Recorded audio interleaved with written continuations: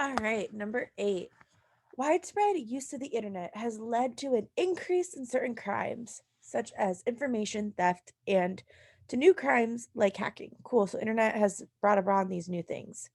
This seems due, at least in part, to the impersonal nature of the internet. So, we're saying that the increase in these new crimes is because, at least part of it, is due to the impersonal nature of the internet. People seem to feel more free to harm others through the internet than in person, suggesting that people feel less morally constrained when they use the internet. For this reason, steps should be taken to educate people about the ethical use of the internet. All right, so our conclusion is going to this last sentence that steps should be taken to educate people about the ethical use of the internet. And then it says, which of the following principles, if valid, most helps to justify? So I like to think of this as whenever I see principle, I just replace it with the word premise.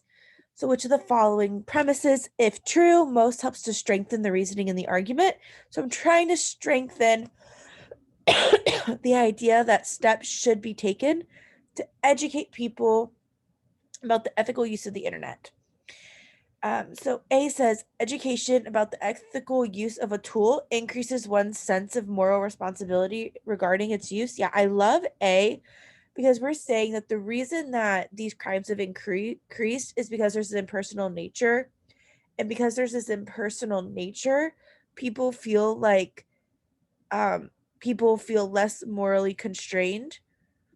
And so it strengthens our reasoning by explaining why, hey, if educating people about ethical use is going to increase one's sense of moral responsibility, it definitely strengthens our reasoning.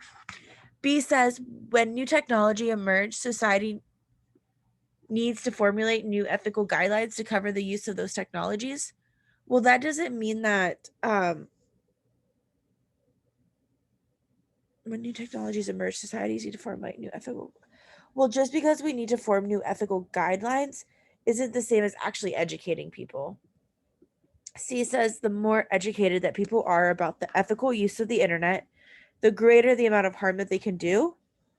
Well, we don't want to harm people, so this would actually weaken it. So I'm going to go ahead and cross C off. D says people feel morally constrained from doing an action only if, remember, only if introduced as necessary, that action causes harm to others. Well, I think our problem is I don't even think people care that they're doing something morally constrained. They're like, hey, we feel less constrained when we are on the internet. So it's not D. And then E says people who harm others through impersonal means are no less culpable for their actions than are people who harm others in person.